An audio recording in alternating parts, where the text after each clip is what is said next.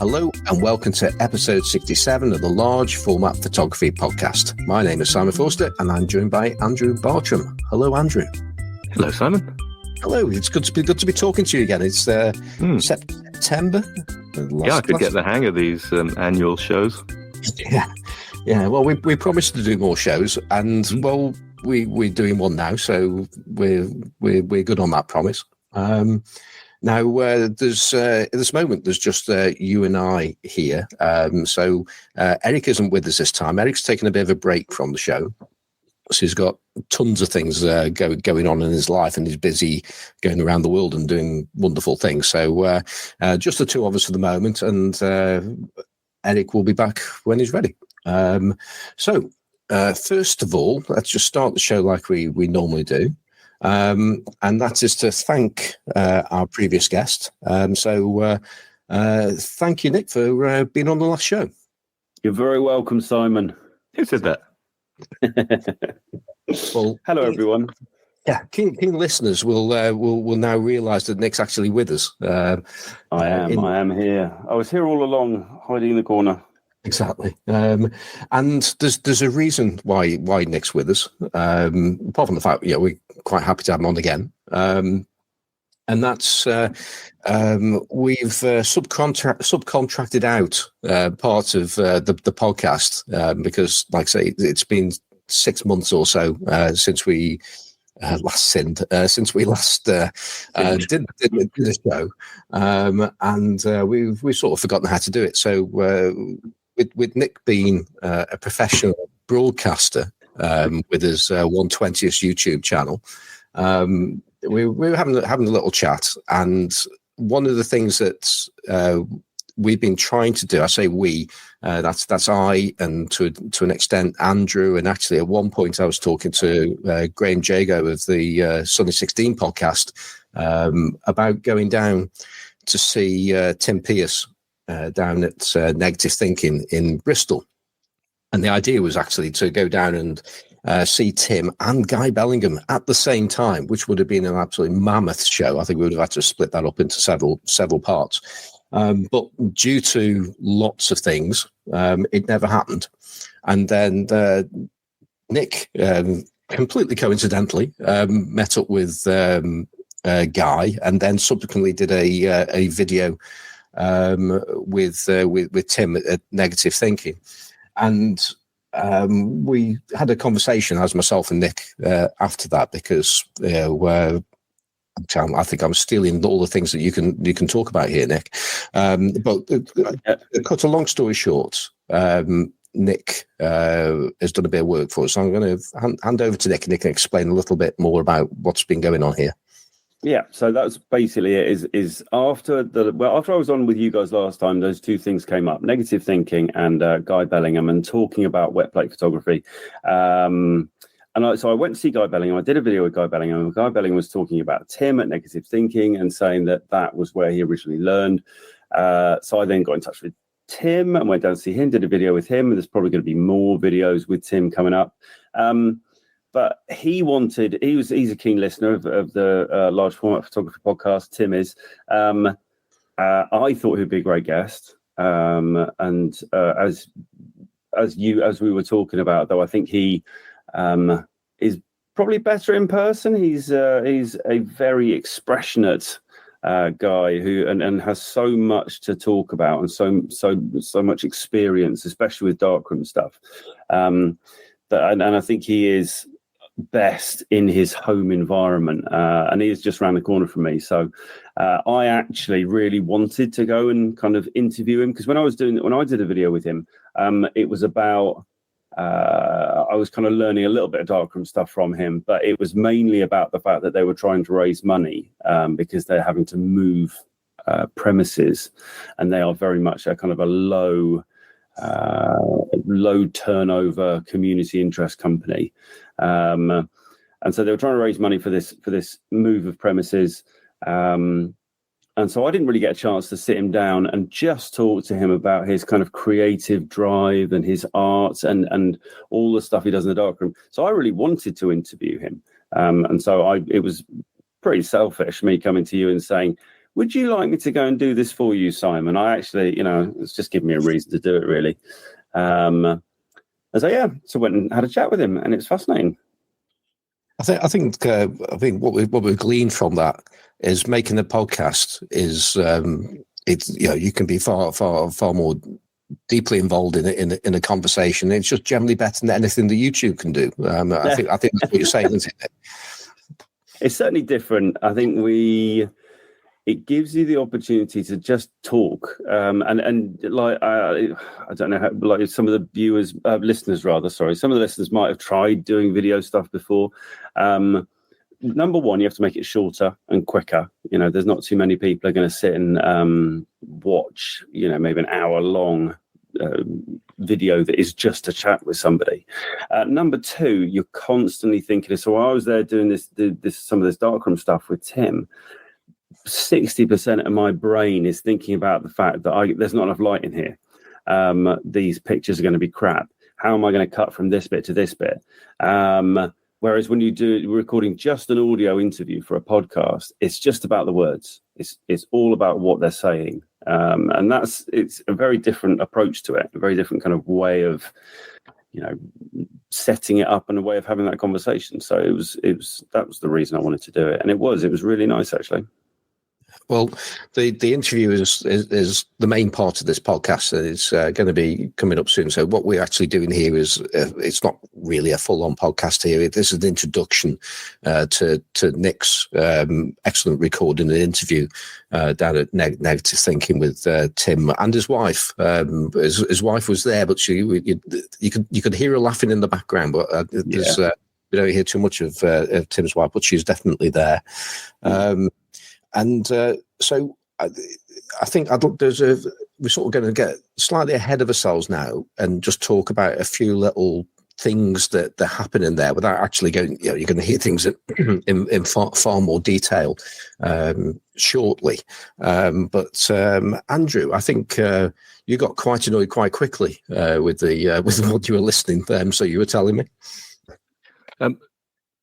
Well, I was going to say that to the bit of the after the show. So we're doing an after show bit as well, are we? Well, I just assumed that we were having an intro, and then we were all going to have like a period of silence, and then you could bang a bit on the end to talk about some of the issues. You know what? This now, to most listeners, this might come across as being a bit amateur, but we actually plan to do it this way just to keep people on their toes. So yes, seamlessly, we will actually come back, and so yeah, you're gonna have to listen to us again after listening to the podcast there. I think in that case, shall we listen to the show, and then come back very, very shortly. Yes, we will. That's it. Everybody's nodding their heads, which is always a good thing for podcasting. So back in, I think in 48 minutes. Is it 48 minutes, Nick? Yeah. So we'll be back in 48 rip-roaring minutes. Brace yourselves. That's it. Yeah, with really, really well edited, except for the last few seconds. So there you go. So now, yeah. So you're not going to know when the end's coming. It's gonna happen very suddenly. Okay, so we'll be back shortly. Right, I am walking across what looks like an old builder's yard, heading towards Negative Thinking up some very steep steps. Alas, I don't think this place is wheelchair friendly. And walking into one of these wonderfully kind of disorganised studios. Hey, Tim. Oh, hello, Nick. How you doing? Hello, mate. Good to see you. Tell me about this, Tim. Tell me about this massive... About Molly. About Molly, yeah, go on. So just to describe to the listeners of the podcast what I'm looking at here, it's probably 6.5 feet tall. Yeah. Probably about 3 feet wide, three and a half. Yeah. On some pretty big wheels. It looks like it's got a folding down front, and there is... Oh, I can see a bellows in there. Yeah. It's just enormous, though. General field camera. What did you call it? Molly. Molly. It's named after my grandma. Is it? Because she was old-fashioned and stubborn. Well. and huge, or and made of wood. And she had wheels. Right, yeah. I'm going to. What's the back? How big? Well, it'll make 12 22.5 by 26 inch negatives. Wow, that's pretty big. It will make 30 by 30 inch wet plates. How come it's bigger? I suppose you don't need a Because the hole in the back's bigger. Ah, okay. The actual ground glass is 22.5 by 26 inch. Right. But if you take that off, you can put a 30 by 30 inch. Have you ever made a plate 30 by or- 30 inch wet plate? I haven't yet. No, the biggest I've made is 22.5 by 26 inch wet Jeez. plate. I mean, that's big enough, isn't it? Yeah, plenty big enough. Yeah. And the little shelf underneath this camera, also on the wheels, is littered with some of the biggest lenses I've ever seen, bigger even than Guy Bellingham's lenses. Yeah. I don't know how he's going to feel about that. He's going to be down here. He's going to be down here comparing lens sizes. Guy's a good chap. He comes down here a lot. Yeah. He's a good friend of ours. To look with envy at your lenses, does he? Is that why he comes down here? No, he comes down here and hang out. He actually helped me paint the dark room. And, he did? He helped me set up the 8x10 enlarger. Ah. Yeah, so he comes down printing sometimes. He's a very good printer. Yeah. Does it really? So just very quickly, for the gear nuts out there, of which I am one, tell me what lenses we have here. So we've got a Taylor Robson Cook. That's that one. Yeah. For the listeners, it is by far the smallest of the lenses there. That's the sizes we're talking about here. It's a beautiful lens. It's completely flat field, so it's no aberration. These all look like aerial reconnaissance lenses, yeah, are they're all they? aerial reconnaissance lenses. So this one's a 500mm 6.3, so that's a wide angle lens. That's for your landscapes. 500mm is a wide angle lens. Okay. Yep. All right. Standard is 750 to 800mm is standard lens for this camera. Go on then. What else is there? There's a 915 f6.3, so that's a nice portrait distance lens. Yeah. It's a big old 1220mm f8 there. I like doing full length environmental portraits with that. It's amazing. Get fantastic separation, beautiful kind of compression of perspective. It's a wonderful thing. But then down there's a Oh my god. that's a 915mm f4, so that's a much faster lens. That's good for wet plate. Sorry, 915 f4. F4, yeah. And again, aerial reconnaissance, was it? Yeah, that's a very rare lens actually. That one came off a Canberra spy plane. Oh wow. Not very many of those are left. People actually use those. They buy them up and use them for making telescopes. Oh right, wow. It It is about the size of, how would I describe it? A large bucket? weighs 20 kilograms. 20, it has a 20 kilo lens. That is nuts. That's 915mm f4. Yeah, so the depth of field is like a sheet of paper with that. Yeah. It's very hard to... Doesn't have an aperture either. Doesn't. So that's It's a it. bit- You just stuck at f4. Deal with it. Yeah. Now you got some fungus in there, mate. Yeah, always.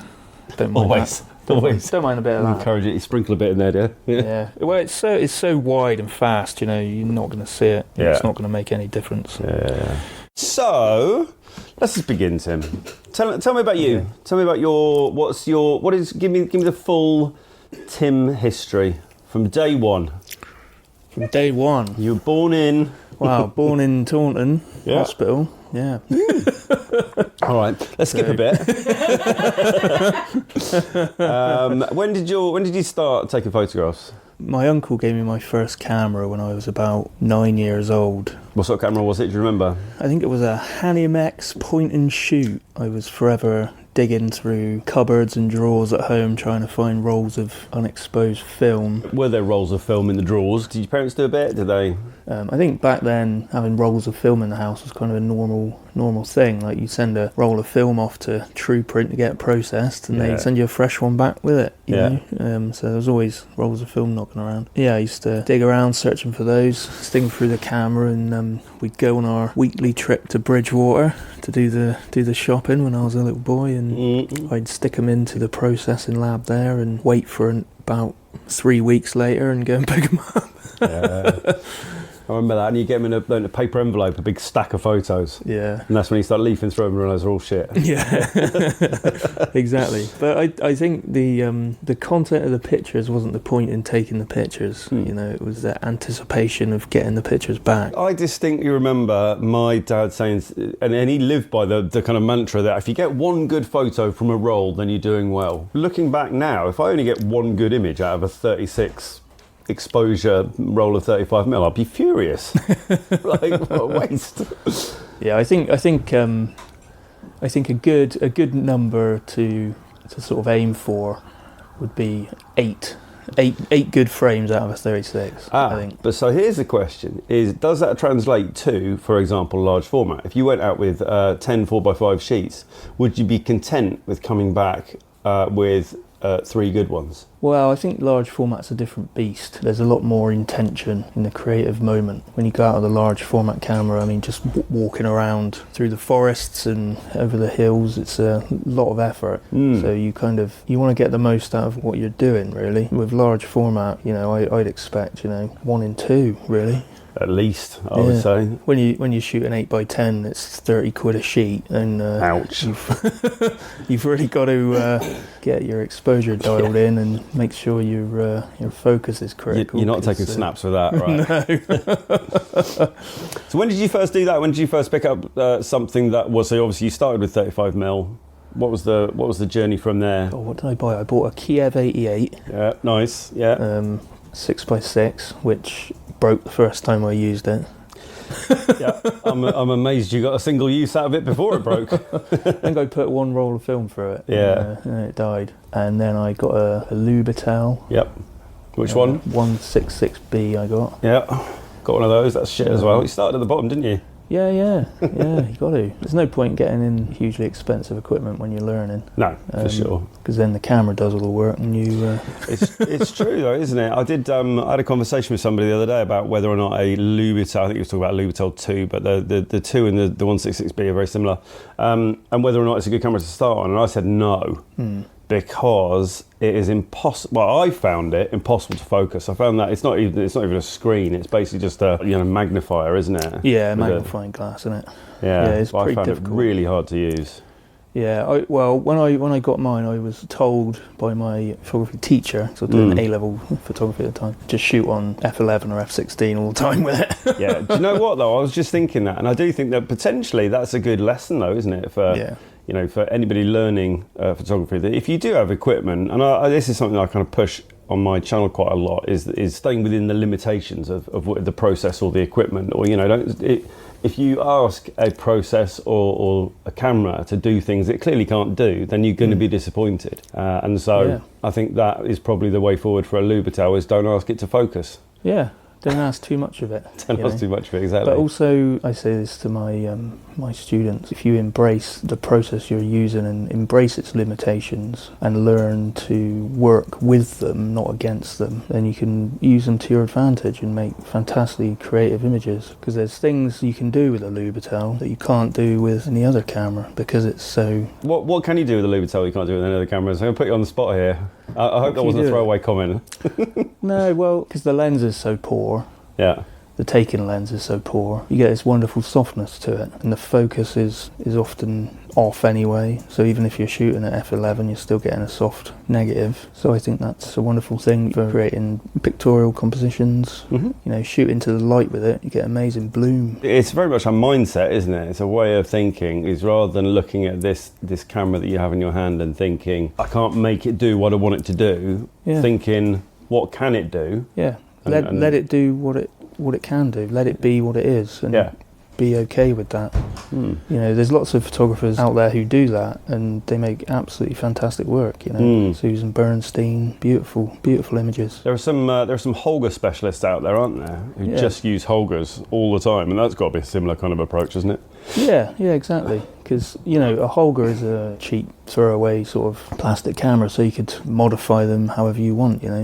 Break little bits off the back of the door to get light leaks where you want them, and scratch the lenses up, and you could do that because you could spend 20 quid and buy a new one.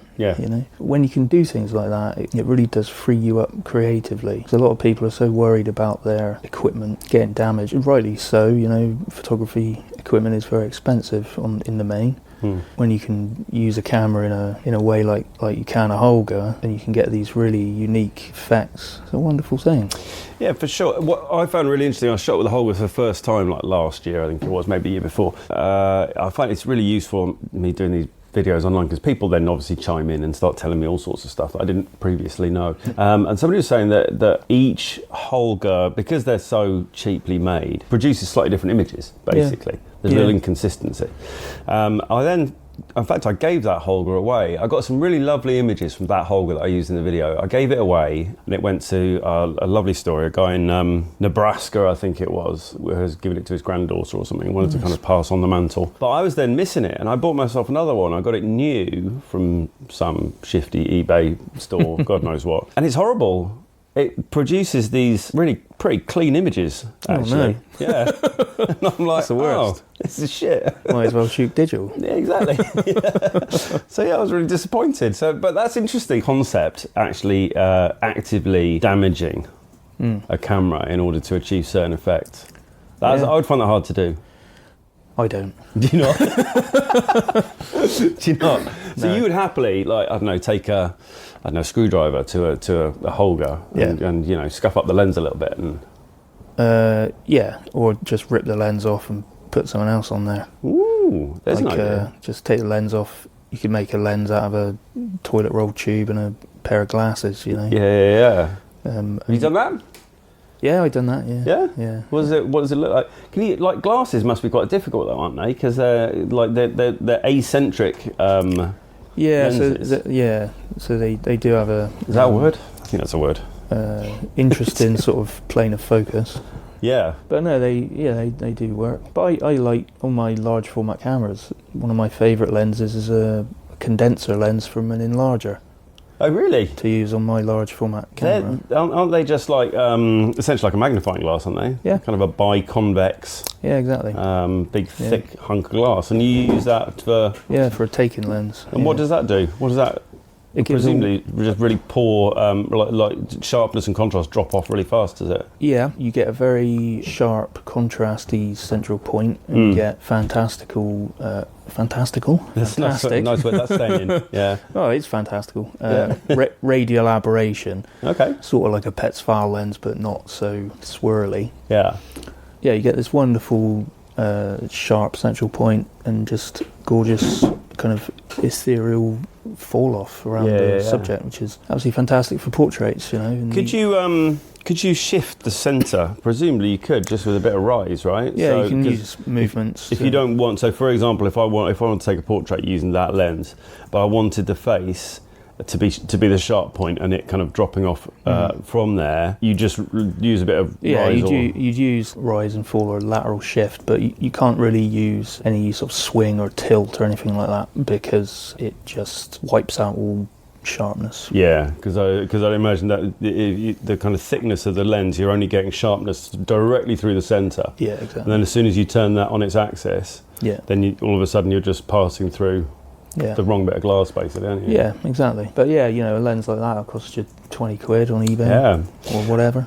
Going back then, you were talking about your Lubitel and sort of 35mm to medium format. When then did you start on 4x5? Did you shoot 8x10? When was the first sort of traditional shaped large format camera in your hands? Well, the first time I used a large format camera was when I went to university. Okay. Actually, before that I'd used all other formats really. But yeah, the first time I really used 4x5 was at university. Do you remember what you did with it? Do you remember your very first 4x5 exposure? My very first 4x5 exposure. I do actually still have a negative in my drawer. Yeah, it was a picture of my friend James.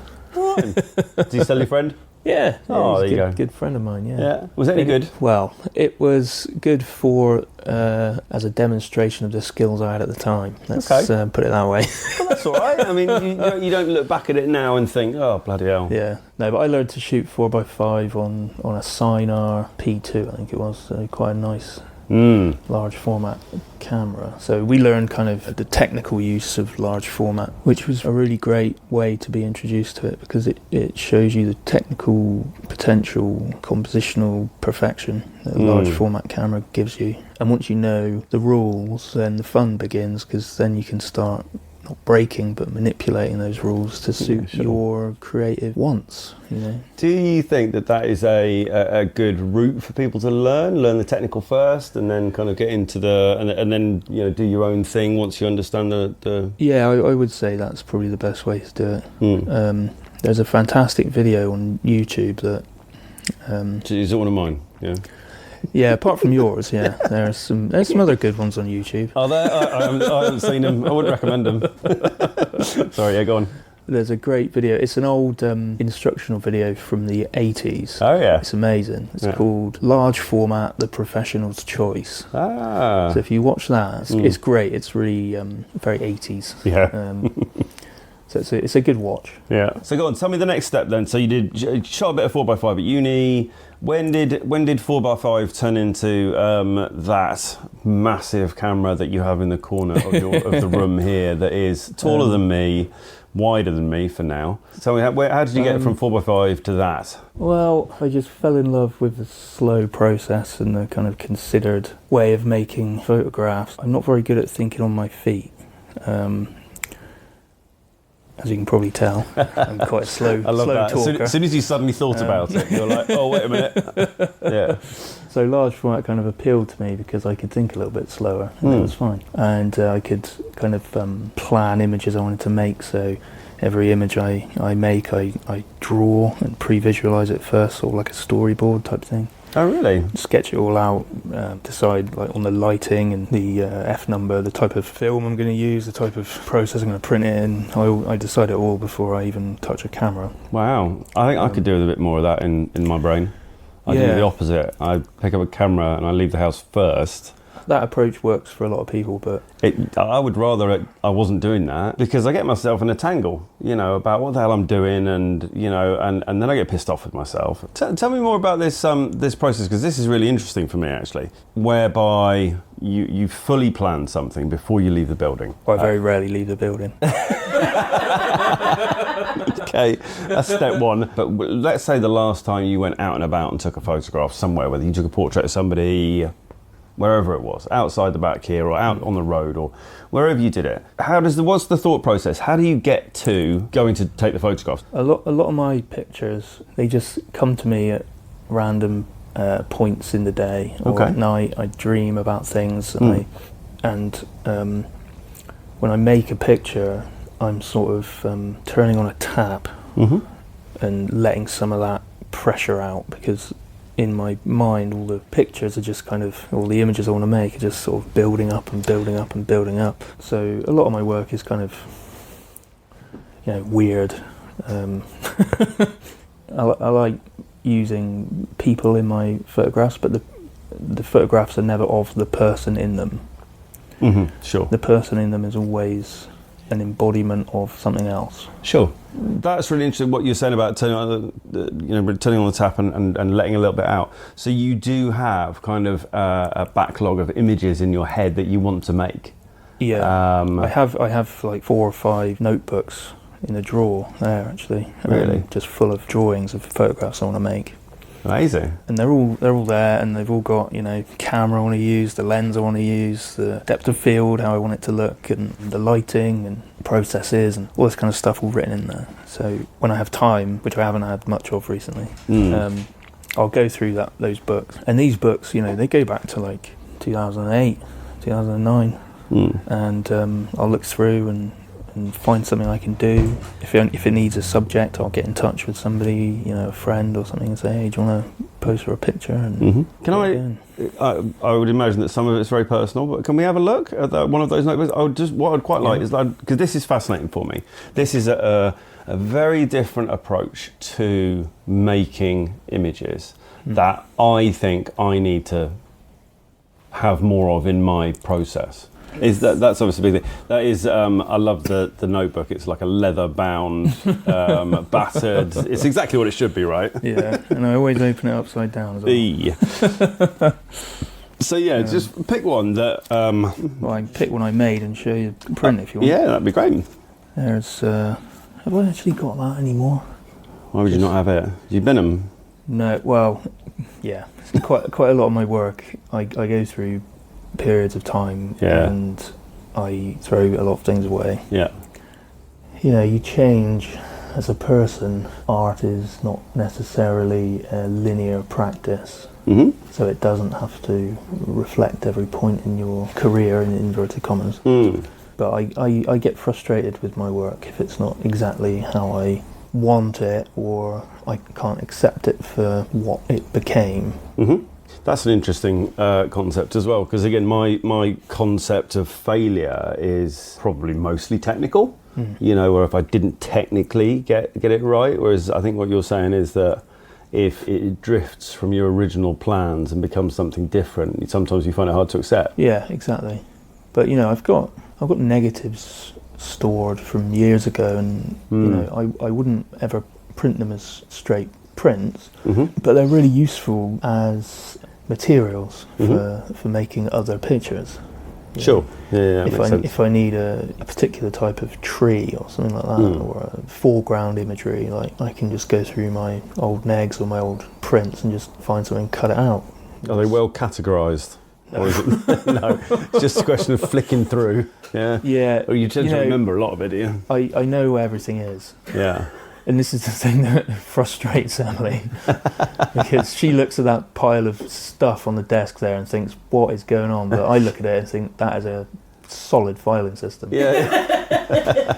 Did you ever come across stumble across stuff that you did 2-3 years ago and go kind of the other way with it and be surprised at how good it is actually? That's what I've occasionally have a lovely surprise where I'll...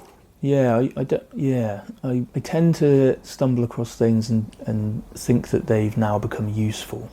Right, okay. Rather than good. Okay. I'm always kind of thinking and planning new images. I think, wow, that could be really good for X and that could be amazing for Y, and bring them together and you've got the start of something really interesting. The concept of negatives being useful, and I think that this is, I guess, where we come to eventually, but a lot of your work is darkroom work, where you're using a variety of processes in the darkroom. I don't know whether you're compiling images into, like, let's say, for example, you came across an image of a horse. And you looked at it and thought, so that now actually could be useful. So give me an example of something, of a situation where that might become useful. What sorts of things? I'll give you an example of a horse. Okay. Seeing as you brought that up. Yeah. Seeing as we're talking about horses, who's talking about horses? Go on. We went on a little walk to the beach near to the village where I grew up. A lovely hill, the sun's behind it. There's horses grazing in the field, and there's a fantastic silhouette of a horse. Shot that on a Olympus Pen F half frame, so from large format to very small format. So very small, yeah. I processed the film. It's good dense negative, but it doesn't say anything to me as it is. It's just a picture of a horse. It's like, that's all of my pictures. What? Yeah, that's everything I've ever done. It's just a picture of a horse. So what? But now, you take that negative into the darkroom. It's shot on HP5, developed in PQ Universal, and, it's grainy as all hell. Blow it up and it's just a different universe. You look into the grain of that negative and it's something else. You can use that, make fantastic lith prints, the horse being a completely solid silhouette. You can Mordentcage that, and you can manipulate the veil from the silhouette of the animal and make it appear as if it's disappearing in the wind, blowing away. It's just... Loads you can do with it. Tell me about you just mentioned two things. I feel like I've seen Lith Printing, and you get a very kind of describe Lith Printing to me, and then I'm going to ask you to describe Mordentcage in a second as well, if that's right. Yeah. So Lith Printing is a beautiful process. It's my favourite printing technique. Okay. You get wonderful, deep, rich shadows in a lith print, and you get these wonderful, creamy, almost luminous highlights at the same time. It's wonderful contrast range that you can't get with any other printing process. But yeah, it's a gorgeous process. And, I invite you to come to our next list workshop. I would actually love to. I'm very interested in that one. Tell me about Mordentcage quickly. Just give me a very brief summary of what on earth that is. So that was invented in the 1960s, Mordentcage. It was developed from a different process. It's a wonderfully kind of creative, ethereal kind of process. Okay. In which kind of a standard silver gelatin print, and then you place your print in a solution. That solution will bleach the print completely. permanently. So you'll lose your image. Redevelop it in standard paper developer or film developer or anything you want. But then as it redevelops, you'll notice the gelatin softening and you'll see little bubbles starting to appear, and then you wash it, put it back into the Mordentcage, give it another bit of time. Into the bleach again. Yeah, you keep repeating the process, so it's sort of a circular process. So every time it goes through, it softens the gelatin a bit more, redevelops a bit more. Does the bleach not get rid of the new image that's appearing? Yeah. Oh, okay. Yeah, so it bleaches it back to nothing again. Right. But then the developer will redevelop it, so you'll get your image back again. You can literally bleach and redevelop as many times as you want. Yeah. But the more you do it, the more fragile the gelatin becomes, so the more difficult the actual Mordentcage process becomes. Yeah. You'll notice that the shadows in the print actually start to lift away from the surface of the paper. Okay. And they'll start forming very, very fragile, very delicate veils of gelatin.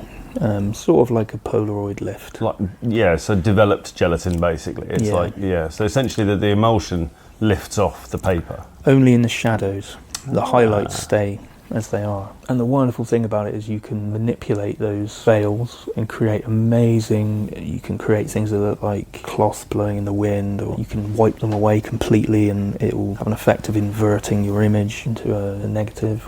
And do you feel like you've perfected that to the point where you could go into, for example, our picture of the horse with purpose and come away with the result that you're hoping for? Yeah.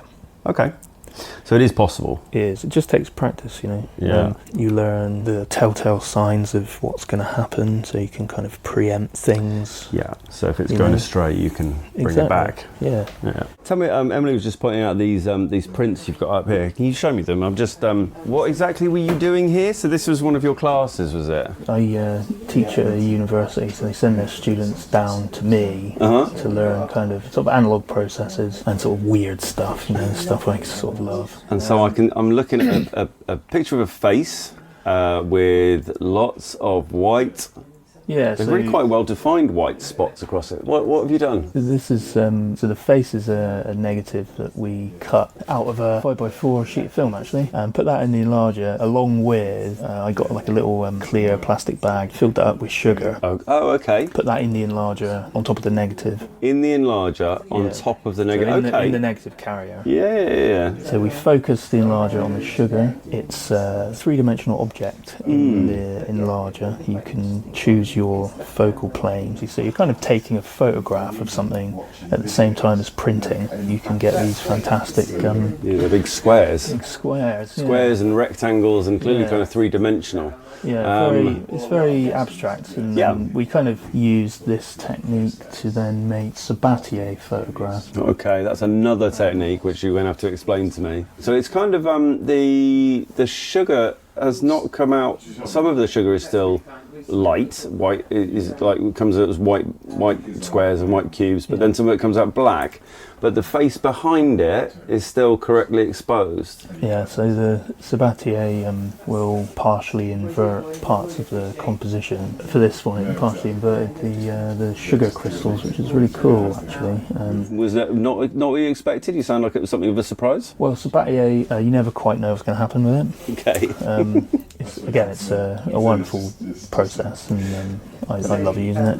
So this is an interesting topic, actually. So you're saying that with Sabattier, you can't 100% predict exactly what's going to happen. So we'll come to. I'm going to ask you to explain what Sabattier is in a minute, but it raises the question of art versus intent. So with this Sabattier process, one must assume that at the far end of it, you can create what you would consider to be art.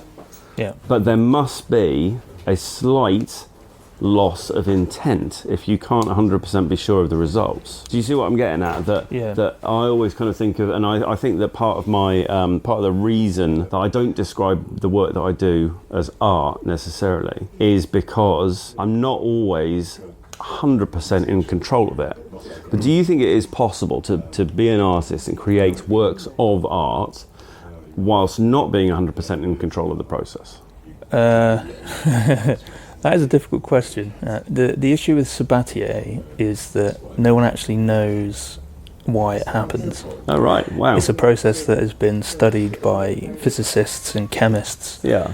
And they haven't come to a decisive conclusion about why it does what it does. So Sabattier is a process which has kind of an innate mystery to it. Okay. Which is great. So no one can ever really understand or predict what's going on. So I think relinquishing control when you're making your pictures, should we say. I think the intent to make art is intrinsic to art. Okay, so but you're saying therefore the intent, if you are creating a Sabattier image, the intent is to make a Sabattier image. Right. So the intent is in the process rather than in the result. Yeah, you can't choose how the process happens. Right.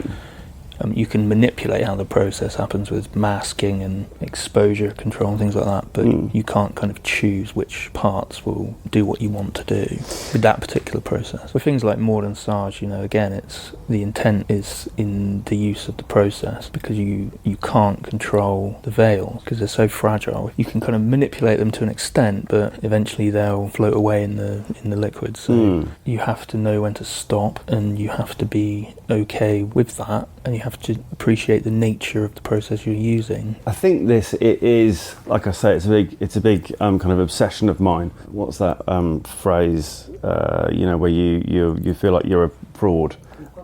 That one, imposter syndrome. Thank you. That kind of imposter syndrome in my brain. Like, if you were asked to exhibit, and you're selecting artworks for a gallery, would you feel comfortable essentially exhibiting happy accidents? No. Right. Because happy accidents...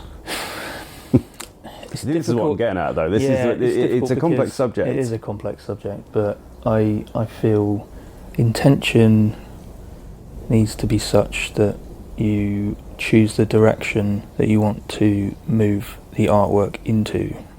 With that in mind, happy accidents don't generally happen. Sure. Because you're projecting into the future the will of creation of an object. Sure. So happy accidents, I don't think exist in that sphere. Yeah, that makes sense. If you were taking the Sabattier process and knowing that you wanted to make use of the unpredictability that it gives you, and therefore, I don't know, I guess you would say, right, I'm going to do this 5 times and I'm going to choose the best of them. Or I don't know, how would you ever get to a point where you're content exhibiting a Sabattier work, knowing that there wasn't full control over the end result? Well, there is always full control over the process. Okay. But you just can't choose how the process happens. It's a strange thing. You go through the stages the same as making any silver gelatin print with test strips, and there's control, there's testing, there's decisions being made constantly. So there is complete intention in that process. Okay. And the process, it's repeatable. You can make more prints which are similar. They'll never be exactly the same. Okay. But it is repeatable, is it? So you can. I'm going to ask you. We haven't actually talked about what the process is yet, but it is repeatable in the sense that you can make a print right now, and you can make a very similar print again 10 minutes later. Yeah. It's not going to be completely wildly different. It's not going to be completely wildly different. It will be slightly different. But then again, that's the same for Lith prints. You'll never make... That's the same for everything we do, isn't it? I mean, to a certain extent, obviously, your standard photography process. But if you're taking 2 photos of a person, then you will not be able to take 2 identical portraits. And therefore... Because someone could, take a breath in between the shutter being fired, and they'll be completely different. Yeah. So tell me about the Sabattier process, because we haven't actually... I don't know what it is. We haven't talked about that, but I will probably try and cut this in earlier. As I understand it, it's chromoscedasic Sabattier, is that right? Chromoscedasic Sabattier is a different process. Oh, is it? So we're just talking about Sabattier? Yeah. So Sabattier... So 2 different things? Yeah. Okay. So Sabattier... Start me from the top. Might take a bit of time. Yeah. Sabattier was sort of first written about in 1859, I think. It was kind of forgotten about, rediscovered in many times, and eventually it was picked up by Man Ray and Lee Miller who kind of perfected the technique before they picked it up. It was kind of a process which was an accident, had no artistic merit really. Okay. Or sorry, I should say it was seen to have no artistic merit. Sure. It was seen as a mistake. It was seen as something that just, Lee Miller in particular, you know, she really ran with it and made some absolutely incredible work. There's a few artists today working in it, notably Mona Kuhn, who made some fantastic work called King's Road. That's all Sabattier. Oh, and what is it? Negatives. What is it? Yeah. So it's essentially you re-expose your partially developed material after it's been re-exposed to light. You continue the development process to completion. Okay. And what it does is the re-exposure to light partially inverts the image, so it appears as a kind of a negative and a positive at the same time. So just to clarify, so I would take standard resin paper, or does it need to be standard photographic paper, partially develop, exposed to light, continue develop to completion, and it will start to reverse some of it. Yep. Yeah, it will reverse parts of the image, but not all of it. But not all of it. And as you say, it's not. Nobody knows why, or it's not. There's lots of theories, but there's been no sort of like consensus on why it actually. Extraordinary. So I could do that, but I could do that today at home. Yeah. Obviously with my darkroom. You need 2 enlargers really to do it. Okay. Why? Because you need an enlarger with the negative you're printing, and then an empty enlarger. Oh, I see. Okay, so you're doing your re-exposure like that. You're not bringing it out into the daylight. No, you can do it like that. But it's very hard to control, I imagine. It's very hard to control. There is a whole world here, and this is the kind of world that you live in, I think, which is where you start to mess with the kind of standard process. You know, standard process I would say is take a photo, use a negative, enlarge, make a print. And, you know, most of us spend our lives just trying to get that right. And you're saying that once you've got to a certain point with that, or rather you're saying that along that process, you can kind of mess with lots of different stages to get all sorts of extraordinary effects. Yeah. The darkroom, you know, it's an amazing space in its own right. There's so much you can do with manipulation of the negative in and out of the darkroom, you know, and in camera, you know, you can do amazing stuff with a large format camera. But the darkroom in particular, you know, it's I don't know, it's a kind of a temple of possibilities. You know, I'd say it's a place to head into and lose yourself completely for hours on end. The most creative people are people who don't give up on play. So essentially people who don't grow up. That's true though. Yeah, you can come up with some amazing results just by asking silly questions. No, sure. And that's what I've done my whole life. I just asked silly questions while I was in the darkroom. What if I did this? What if I did that? When was the last time you actually made a traditional straight print without any messing? I do that quite a lot. Oh, you do? I print for artists and photographers. And so would you generally describe yourself as you know, the darkroom is your area of expertise and everything that can be done in there? It's hard to say you're an expert in something because there's always somebody who knows more than you. Oh, for sure. So an area of expertise though, rather than necessarily saying that you are the authority on something. I'd never say I'm the authority on anything.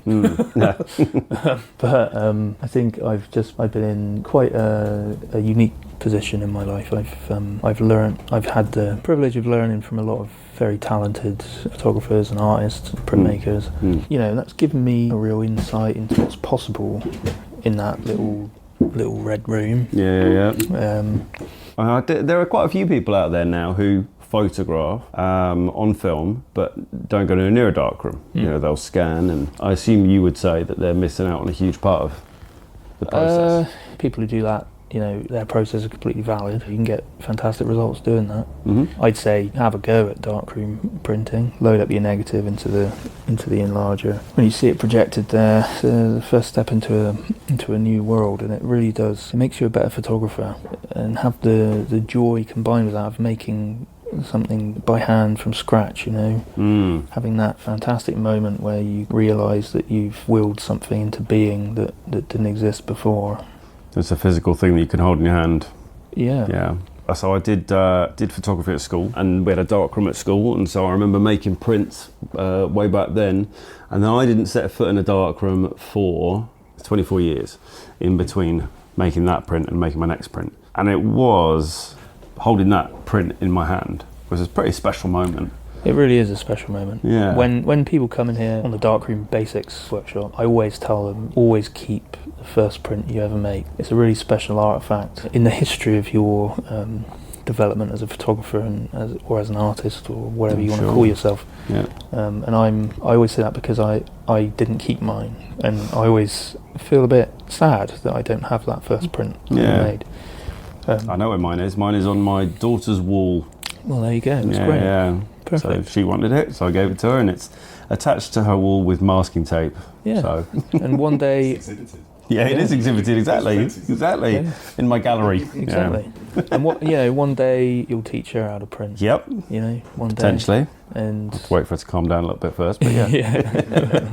And it's a wonderful feeling, passing on that knowledge. And you don't have to be an expert with 50 years of printing experience to enjoy it, and to pass that on, that feeling of accomplishment that you get from making something for yourself. It's important to keep these things alive. There's that old adage, tradition is not the veneration of ashes, but the preservation of fire.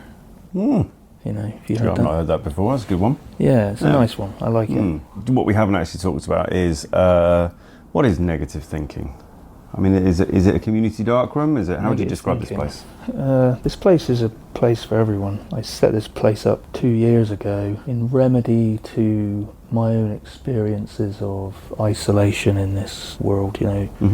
Analog photography can be a very lonely process. Sitting in your dark room on your own. I know there's a lot of people who feel the same, who sort of crave connection. What better way to be part of something, to make friends, to learn, to communicate with other people, to be creative, experiment, to laugh. That's what it is, really. We are a community darkroom. After all that. Yep. We're a space where people can come and feel welcome, feel like they belong here. Less of a community darkroom, more of a darkroom community, perhaps? Yeah, definitely. It sounds like you're kind of building a group here. We are, yeah, and everyone's welcome. There's no elitism or. That's the only reason you let me in. Yeah. Otherwise I wouldn't have made it through the door. But there's no assumption, or you don't need any skills to come here. You can, if you're interested, that's all you need. You don't even need negatives. You can come through the door, and I'll help you make something in the darkroom. I'm always here. Emily's here. I want to support people in doing this thing. I want to open people's eyes to the possibility of what this world can hold for them. There's so much out there. The more you learn, there's more to learn. It's for sure. It's a huge world, but we want to make this place accessible to people. Keep our workshops really cheap. Wet plate clothing, for instance, we run a very good workshop, but very cheap, so people from all walks of life can come and experience this shared cultural heritage, like I say.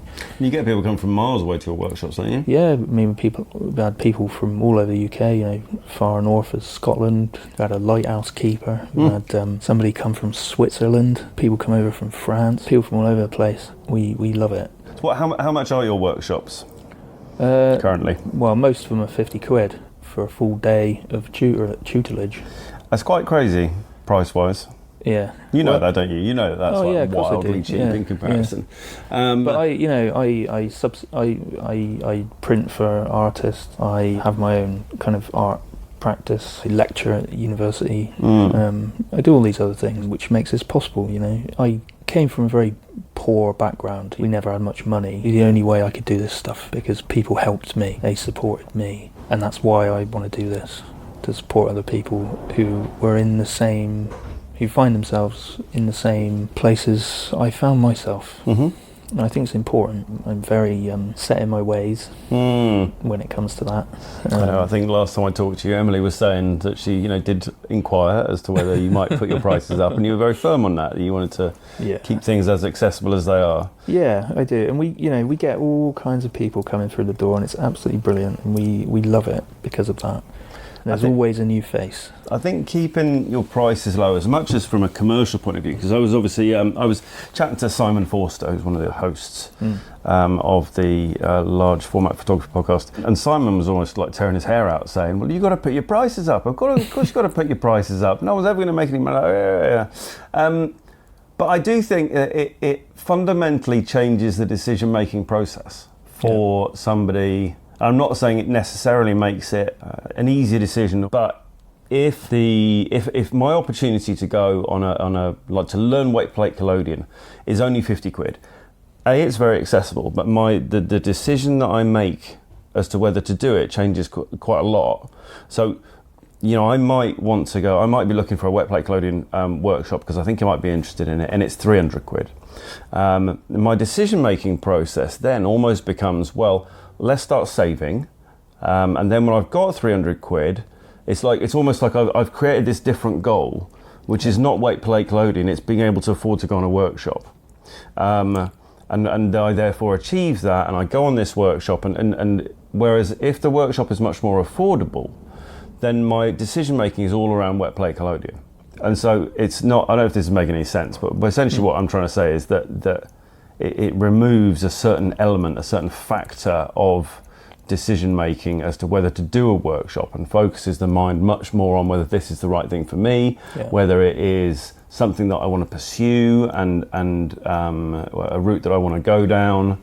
It's almost like the knowledge is there if I want it, because I know that I can come to negative thinking and only spend 50 quid and get a full day's workshop in it. So deciding whether I want the knowledge is the decision that I need to make. Yeah, exactly. I think making that choice to do that is the first step on the road of kind of elevating your practice to another level, and it's kind of a really positive thing to do, is just to make that decision that you want to learn. It doesn't matter what you want to learn, it's applicable in everything, not just for photography. If you want to learn how to play the banjo, you decided to learn that. I did try once. It's very hard. It's very hard and quite annoying until you get good at it. Yeah, very annoying.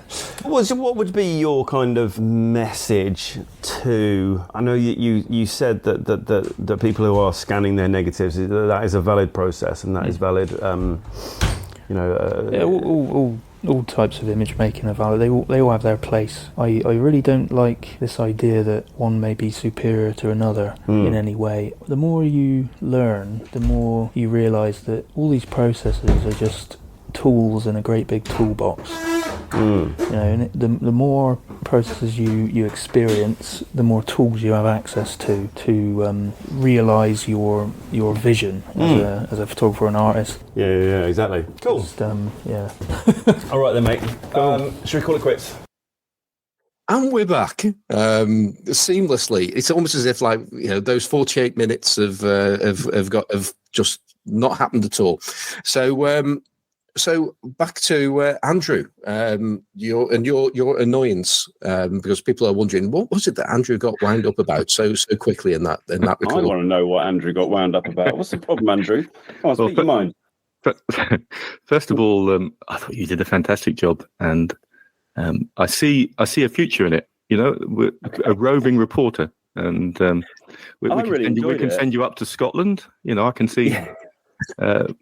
There's folks up there doing wet plate stuff up in the Western Isles. You could go up there. I'll go on the show budget. Yeah. Well, no, I was thinking that with all the money you make from your YouTube channel, you just do it for free. Oh yeah. Obviously, I am loaded. Yeah, I actually would love to head up to Scotland. Actually, I've got an uncle up there who gave me some. It appeared on my channel. Actually, he gave me some lenses. And so I've been planning a Scotland trip for a long time. So yeah, you give me a list. You give me a list of people you want to talk to in Scotland, and I'll go. Yeah, well, there lies the problem. But if the opportunity arises and fortune favours the brave, I'm trying to think of words that if we stumble across folks and you do, and there's an opportunity for you to do more of this, then we really should do it. That would be brilliant. Yeah. So now, Andrew, what annoyed you? Well, you made some throwaway comment about the Lubertel 2 producing crappy images. So first of all, I do agree with the struggle to. after I ranted to Simon about it and sent him a link to my Flickr site with some pictures on that I'd taken with the Lubertel 2, not the 166B, which I think is the one you were referring to, but the Lubertel 2, and it produced some cracking images. I've never had an image that's not sharp and in focus, so that must just be down to you and your inability to operate the camera properly. I'll take it. And it's got it's not a single meniscus plastic lens. It's proper glass. Is there much difference between the 2 and the 166B then? Because I thought they were quite similar. I do have both. Yeah, I believe the lens is the same, but I'm not absolutely certain. Oh. But there might be that thing that Simon and his cohorts in the Classic Lenses podcast used to prattle on about in nearly every show, sample variation. Maybe it's that, Certainly you get that. What? That means actually. Sorry, go on. Sorry, mate. I thought you were asking me what that meant.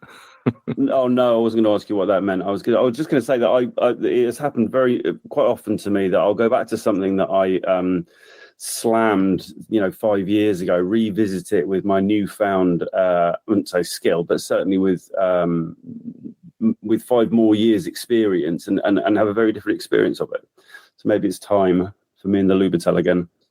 Yeah, I've had two Lubertel 2s, and it's very similar to your comment about the Holger. I gave one away and then wish I hadn't, you see, and I kept looking at the images I'd made with it, and then I got another one, and to be fair, that one didn't.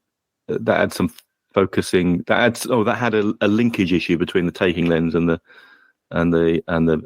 viewing lens, which was easily fixed, as far as I could. Yeah, they're cogs, aren't they, on the Lubertel? Yeah, and they opposing. It's very easy together. Very easy for them to come misaligned. Anyway, that was really the thing I was taking issue with. That you need to slam the Lubertel.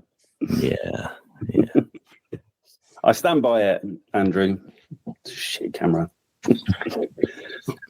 I've got one of each. I've got a 166 next to me, and I've never attempted to use. I never wanted to use one because I must admit I tend to like to use nice cameras, and as much as you may appreciate a Lubertel, it's difficult to call it nice. It is what it is. And I think one of the biggest problems with Lubertels is just we talked about sample variation earlier, how one thing can differ from the next, especially when you're looking at Soviet equipment. They can all look the same, and one perform very differently from another. And the old adage is certainly the case. If you find a battered piece of Soviet equipment, it's usually really good. Because it got used, because it was good, and something that's shining, still got its certificate of how wonderful it is almost certainly got an element that's been put in the wrong way round. So it just stayed in the drawer. But the biggest difference as far as sample variation I've seen with Lubertels is just the viewing screen. Some of them are absolutely appalling. And you can hardly do anything with them at all. You can hardly, frame something. It's like it's got cataracts. And then you get others, and they're incredibly bright. Of course, that doesn't tell you anything about how good the taking lens is, of course. But you sort of feel like, oh, this might be a good one. Well, it might be. It might be just good to looking through the viewfinder. But the lens itself, I mean, it's a triplet lens, and I've got no doubt that when they actually made those things right, it will absolutely deliver, especially when it's stopped out. So they're good in general if you get a good one. I've done some. I don't know whether it's in that little Flickr section I sent you, but there's one I did of a gravestone, and I focused wide open with it on some flowers, and it just rendered beautifully, So that's a testament to how well with some effort you can focus, and how the lens performs wide open. But again, it might just have been the Lubertel that I had at the time. Do you know what, Andrew? I'm going to get both the Lubertels out, the 2 and the 166B, and I might take them out this afternoon. I've got some black and white films that I need to process this evening, so I'm gonna see if I'm wrong. I'm more than happy to be wrong. I quite like being wrong. So I will. Well, I'm sure if you make it, are you going to make a video as well? Could do. I'm right. I'm entire. Oh yeah. This is a conversation for another time. But I'm completely bogged down in a video about the RB67 at the minute. Okay. I've had some problems with that. Anyway, we're getting to. I had some problems. I had some problems with mine, and I found a great repairer who Simon put me onto, and he's now retired. Well, that's I do think let's not, because I could start talking about that, and you won't stop me again. So let's. But yeah, I'll take it. The Lubitel out, and I'm absolutely ready to be wrong. More than happy. Mm-hmm. Yeah. Well, going back to your interview and your trip down to negative thinking. One, I think, really well done. There were you posed plenty of questions there and got some responses. I think, and where Tim gave an interesting response, and I was thinking, I hope he picks up on that. And I think in almost all cases you did. So thank you for that, because I would have been upset. I think, why didn't he finish off that bit? That was really interesting. And there were lots of things that were interesting about negative thinking as a place and what Tim does.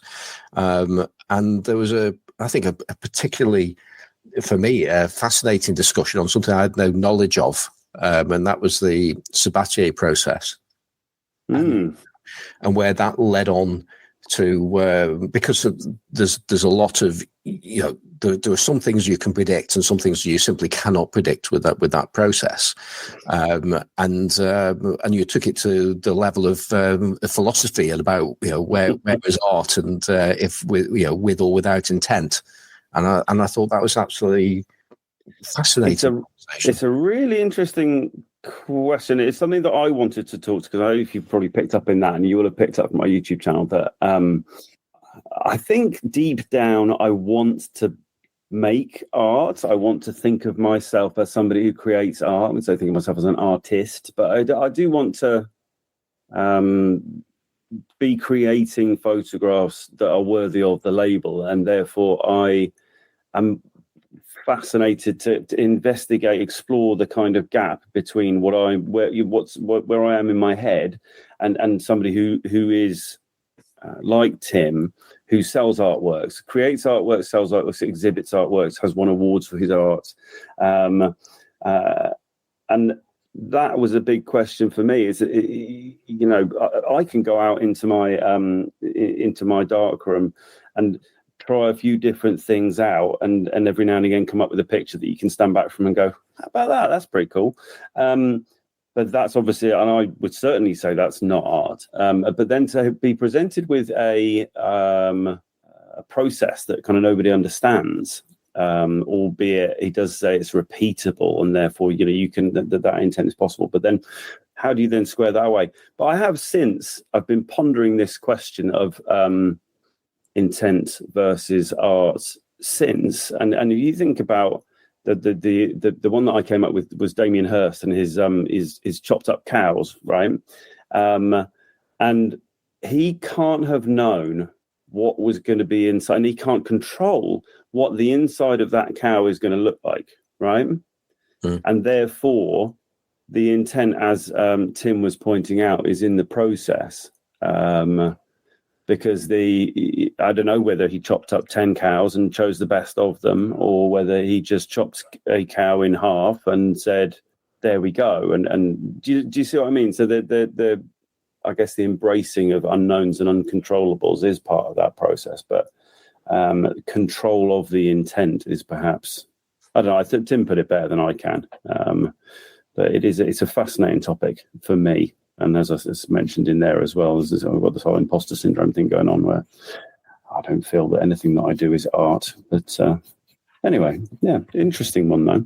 Yeah, well, Andrew, I know that I've actually sort of hijacked something I know that you wanted to talk about, so I'll handle it. Yeah, it's a really interesting topic, and I'd never really thought about intent before in the way that you talk about it I probably have, but not really. Often don't think about things that deeply, but it was. I think I agree with most of that about it's the intent, but also it's about what other people consider as art. And this, of course, is an old age argument discussion that dates back to the early days of photography, with photography trying to find a place for itself within the quotes art world, through pictorialism and copying, in inverted commas, painters, and trying to get composition like a painter would do and things like that. And, for years, art galleries didn't take photography seriously, and, they didn't take color photography seriously for many, many years. And so for the lone photographer out there, particularly darkroom, well, not necessarily just darkroom worker, but, when I started, if you wanted to make a print, it was either send it to Boots or make it yourself in the darkroom. There was no scanning or Lightroom or whatever. So it's a really interesting argument, this business, about whether it's art or not. And to be honest, when I say I don't really care, that's a bit sort of blasé, but from myself, I can't tie myself into knots with it. I've written down sort of generally, is it art? I wrote down here, and then I've wrote down some thought. Am I getting an emotional response from it? Is there a message in the image? There are a couple of things that I wrote down, and I know as soon as you go in the darkroom, your Ansel Adams famously talked about the negative being the score and the print being the presentation or the performance. Yeah.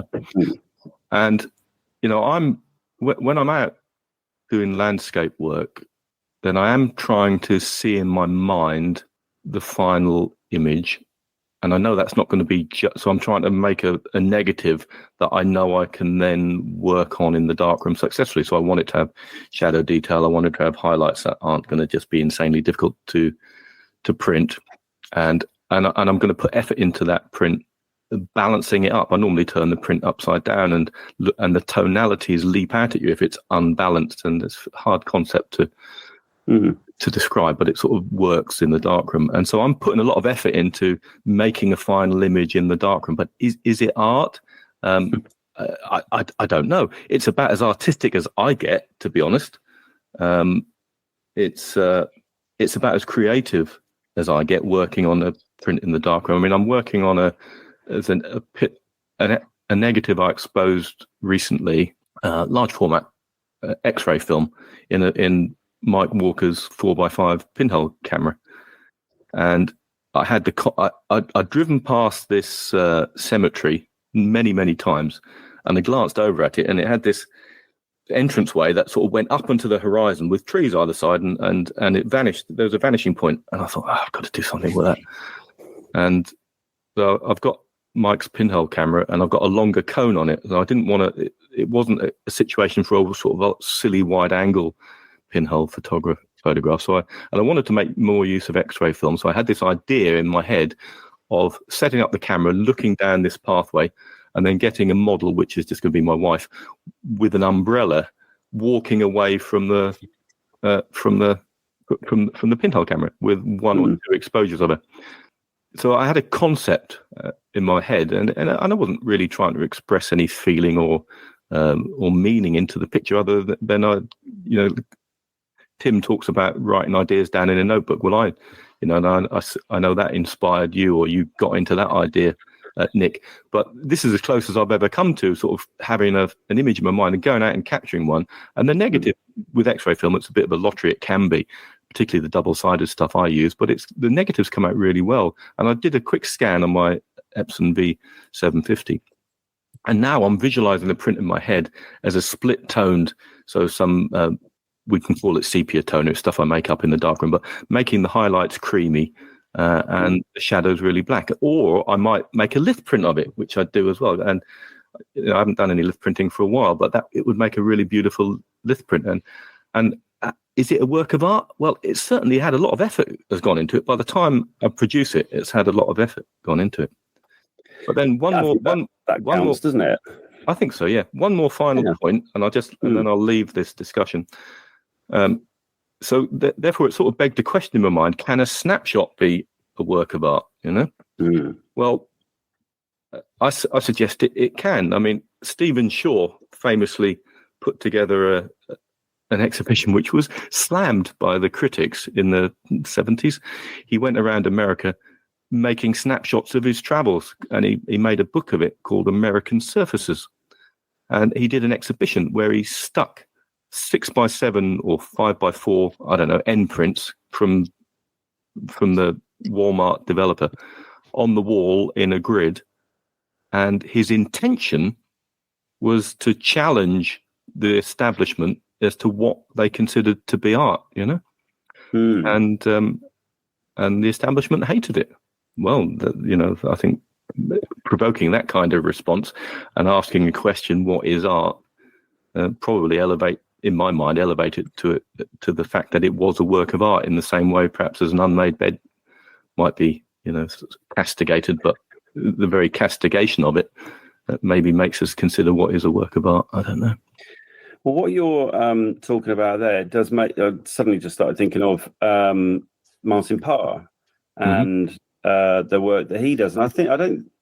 That's not created. His images are not created. There's obviously years of experience goes into every composition, and there's plenty of message behind what he does. But they are, for want of a better phrase, snapshots. They are capturing of a moment. Would you agree with that? Mm-hmm.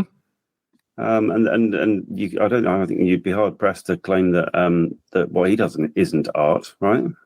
I think so. Yeah, because when I look at his work, I mean, and first of all, it's divisive, isn't it? In terms of, you know, is it exploitative? You know, particularly that stuff around New Brighton he did with, you know, and it makes you think about us as a nation.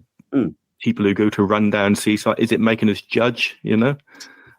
So I think his work is certainly provocative and makes you think, you know? So I mean, it's like Sally Mann's wet plate work. You know, there's a guest that we'd love to get on the show, you know, but she, you know, I read her autobiography and, you know, she was photographing her kids, you know, with no clothes on, and she didn't think anything of it. You know, she didn't, you know, in the world of social media, it suddenly takes on a whole new connotation. But she had a very deep connection with a sense of place where she lived, and she had a very strong emotional attachment to the land where she lived in the South, and the kids were the love of her life, and putting the two together, you know, was her way of expressing her feelings and her art. You know, that and her lenses that vignetted at the edges, because they weren't really big enough to cover an 8x10 camera. So I think be creative, enjoy what you do, you know, and whether it's art or not is, I think at the end of the day is neither here nor there. But for me, it's the most creative, being in the darkroom, and whether it's making a Lith print or working on an image to create something I felt at the moment, you know. Don McCullen, the wall photographer, was hugely emotionally scarred by his exploits in Vietnam. I mean, it's well documented, you know. And he came back and he bought a house in the Somerset Levels. There's a guy you can go and interview. Whoa. Yeah, he's actually a friend with John Boyce of Odyssey de Vere, which was the last attempt that we did with a remote interview. And you did a far better job than me, Nick, by the way. But so John Boyce might actually be a way in to get an interview with Don McCullen. How cool would that be? But anyway, Don came back from the war, terribly scarred, and he bought this house in Somerset, and he turned his lens to making landscape pictures. And his landscape pictures are shadowless. I mean, there are shadows, but they're black, you know, and it's heavily printed. And he talks about it, and he says, well, my emotions were just coming out in the way I was printing, you know. It was in a really dark place. I was healing and trying to make sense of this beauty that surrounded me with what's gone on in my head. These are the prints, you know. I would love to go and interview somebody like that. Did he? What did he shoot on? Was he actually a large format photographer? No. It wouldn't 35 mil most of the time, wouldn't it? Yeah. But these days he uses a Mamiya Press camera. Well, he did. I mean, he's well into his 80s now. He probably has someone carrying it around for him, or an RB67. Funnily enough. Oh, does he? Oh, there you go. But I'm sure he has someone carrying it for him, because it's pretty heavy for an 80-odd-year-old chap to be lugging about.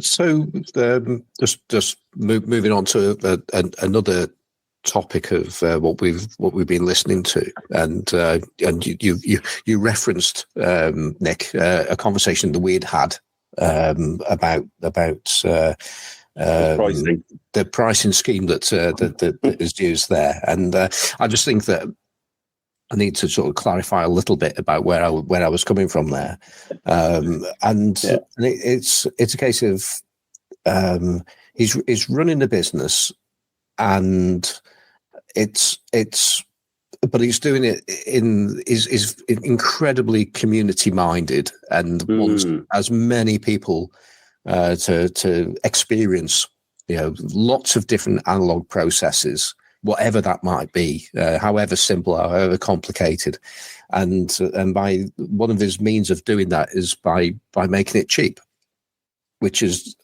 nothing other than admirable.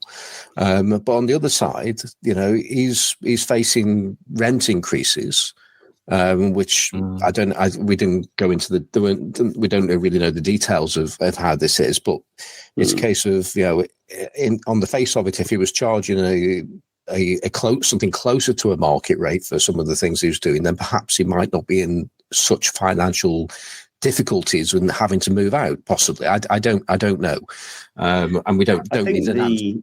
No, I can help you out a little bit with that. I don't think it's quite like that. I don't think they would have described themselves as being in financial difficulties. There, the move is the place that they're in is.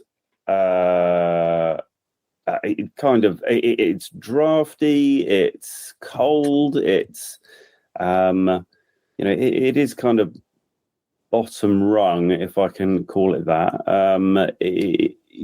Like there's no hot water in the darkroom, there's no heating in the darkroom. Let's take a fan heater in there. All of his chemicals, he actually says he prefers printing cold. All of his chemicals are ice cold constantly. But the part of their want for a move is to be able to kind of do more and get to a space that is better equipped. And I think that what happened was that the landlord decided to crank up the prices by 50% or something, and it's got it to a stage where that is far too much for that space that they're in. It's just far too much to pay for a space that they're having to cut so many corners and kind of, make do with so many, make so many concessions to what they're doing. It doesn't make sense anymore. But I also think that with that, them going out and asking essentially the community, it's a bit of give and take, isn't it?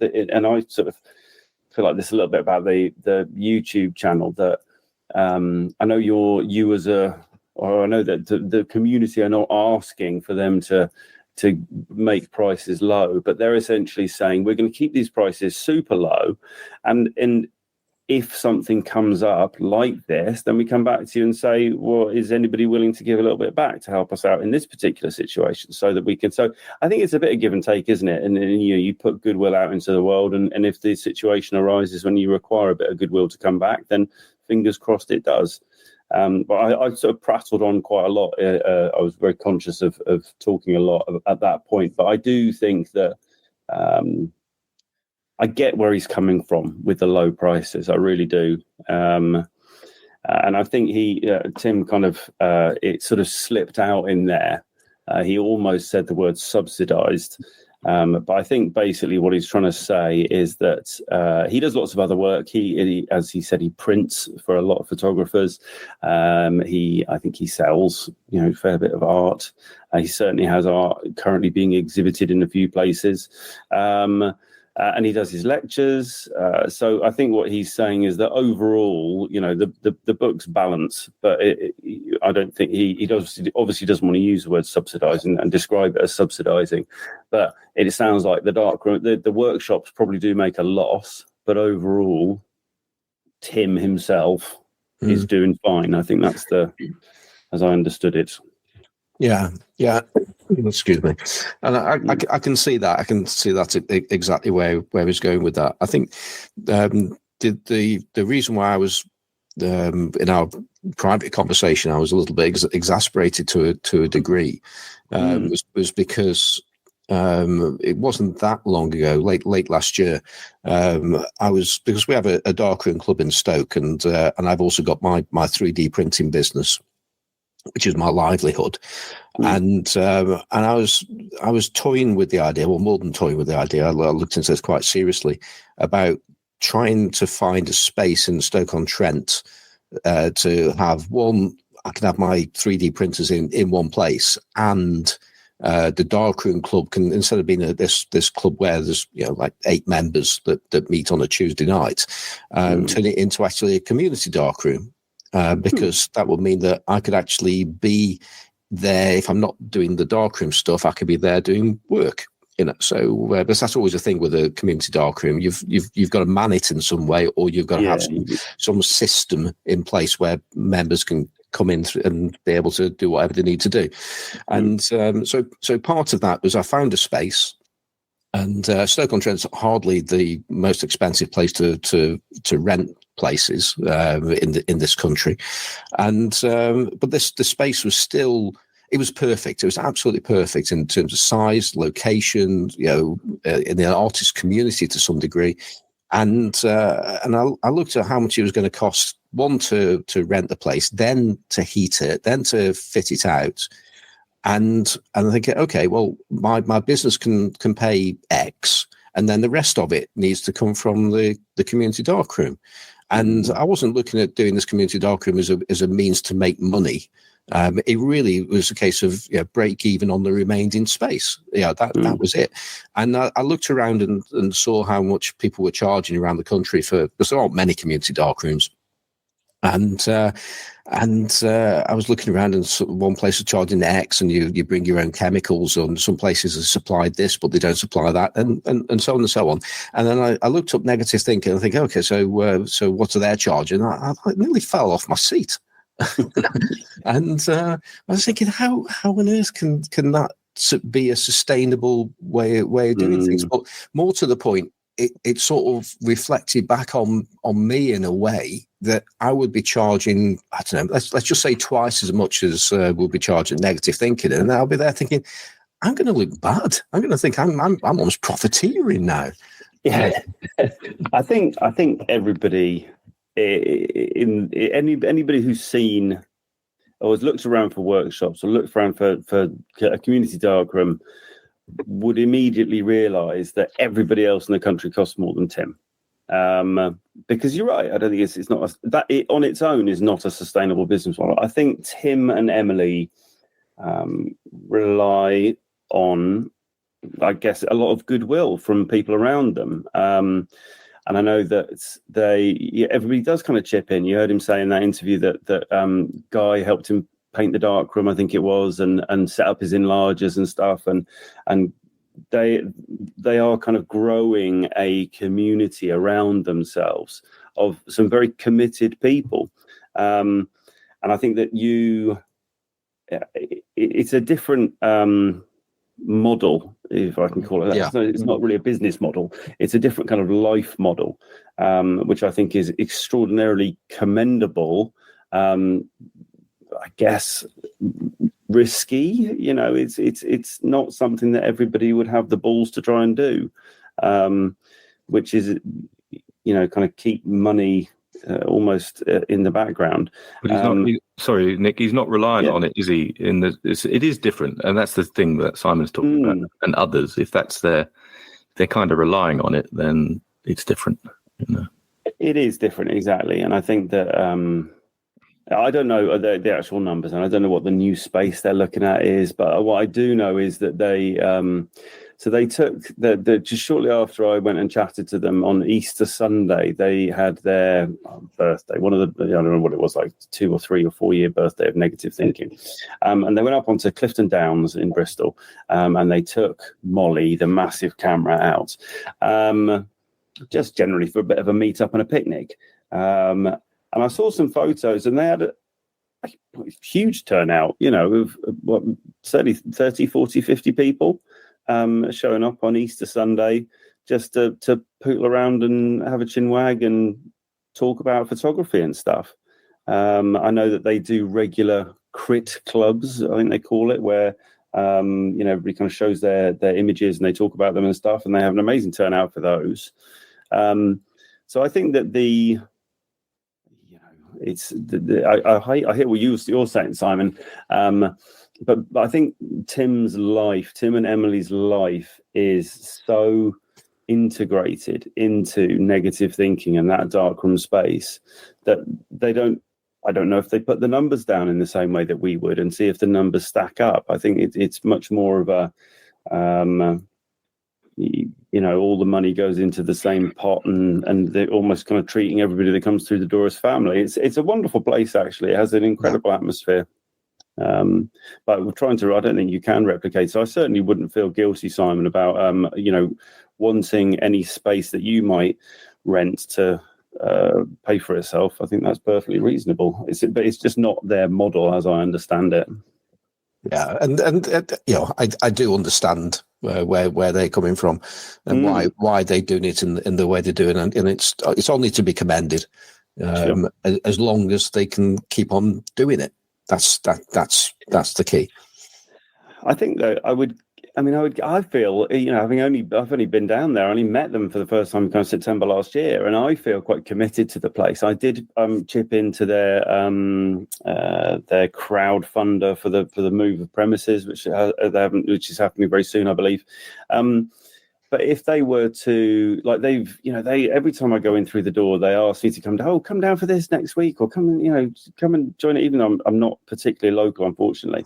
And I think that their warmth and their, the fact that there's, they open their doors and welcome everybody does create a group of people around them who are quite committed, and therefore almost anything that they ask for from that group they'll probably get pretty quickly.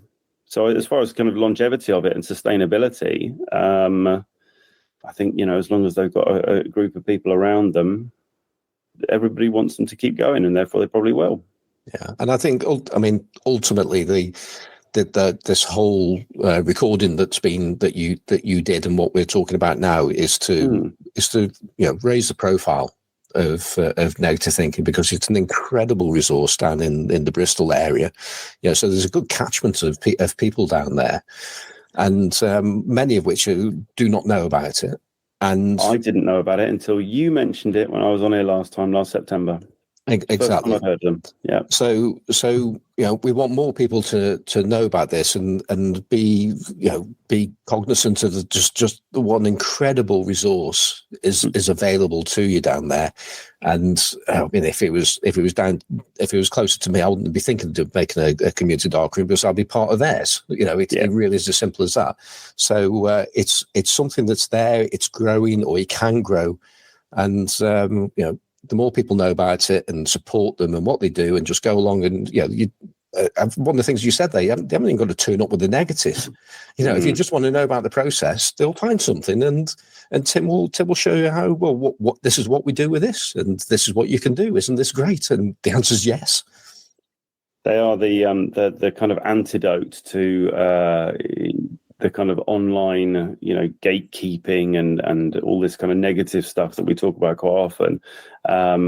Of even somebody like Tim, with his years and years of experience and his awards behind him and all the rest of it, you don't at any point feel like he is talking down to you or anything other than incredibly supportive of whatever you're doing, no matter how. I don't even know if he has the thoughts in his head about how shit what you're doing is, but he's certainly, you can't tell. I talked to him, and he's obviously watched some of my videos, and I talked to him about them, and I'm looking at him, watching him closely, thinking, but they are shit. Everything I'm doing is a load of rubbish, but he doesn't seem to think that. He's like, no, whatever you're doing is perfectly valid. Whatever you're doing, that's your process. So yeah, incredibly supportive. It's a wonderful place. No, thank you again, Andrew. Is there anything you want to add to this before we do any other business? Well, I suppose this turns into a bit of a shout out, really.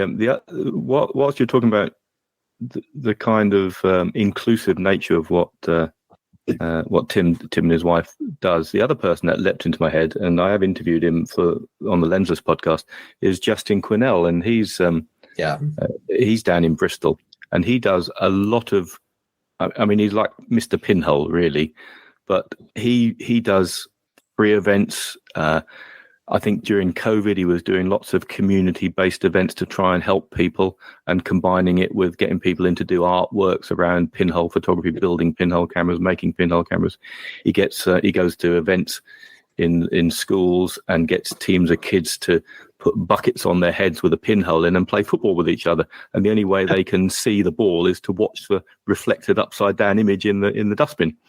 And he's well known for his orphalograms, which are a pinhole camera in the mouth with powerful flash guns either side of your face, and you just get this, or the pinhole is right close to your face. That's it. Yeah, the mouth pinholes are different, but he's down in the area, and he's doing something similar. Not darkroom based, but in terms of analog photography, creativity, real photography. I think his company's called the Real Photography Company or something.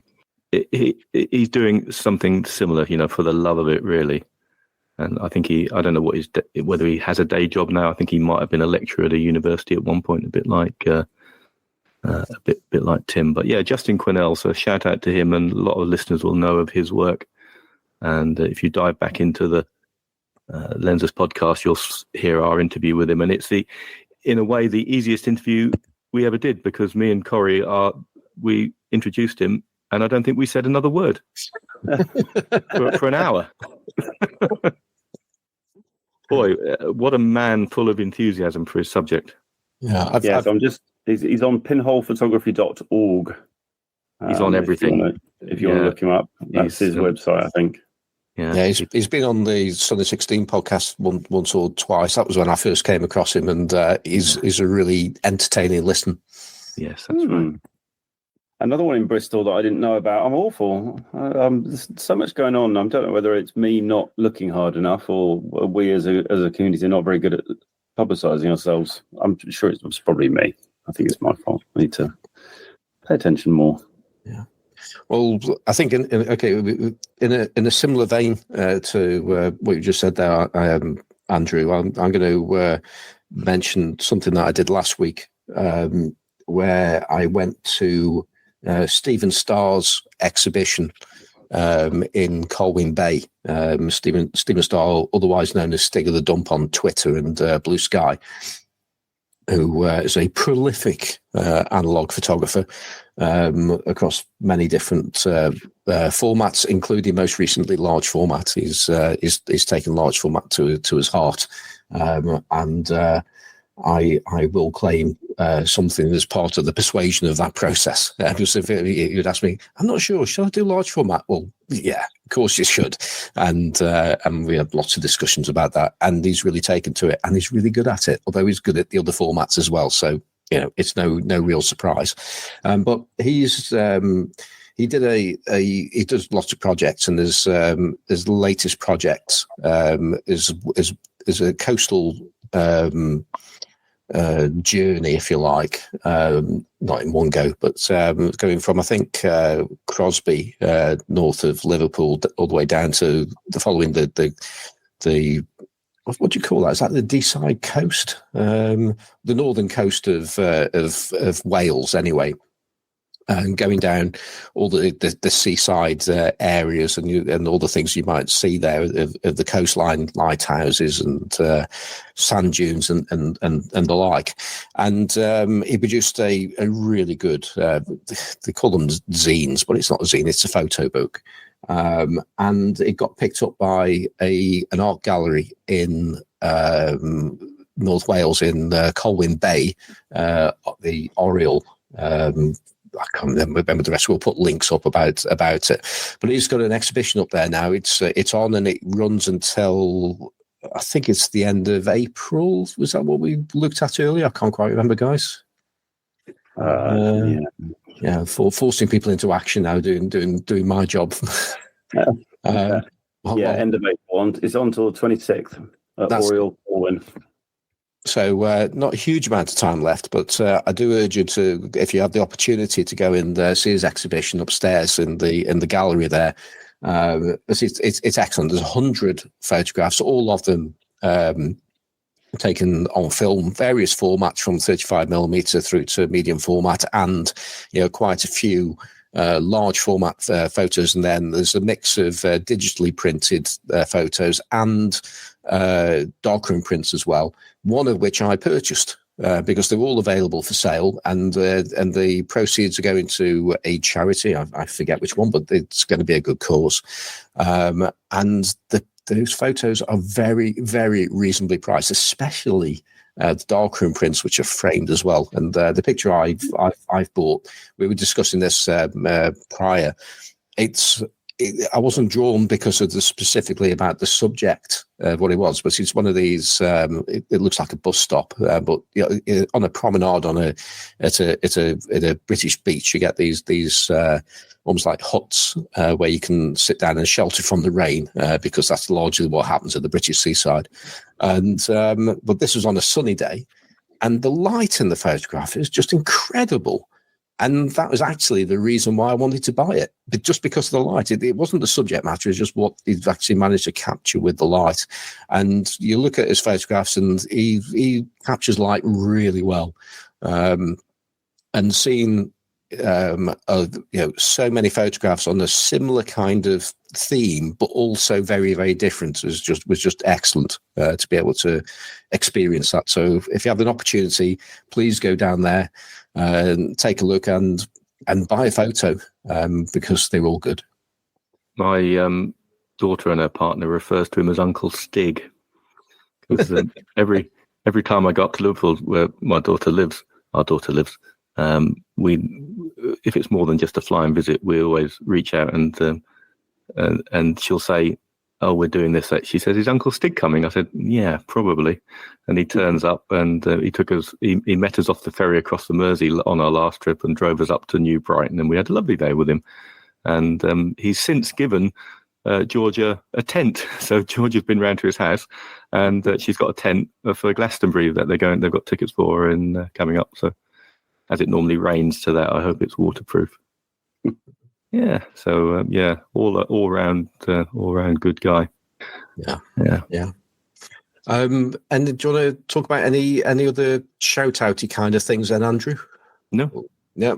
How about you, Nick? Have you got anything else you may wish to add to where we've gone through today, or more?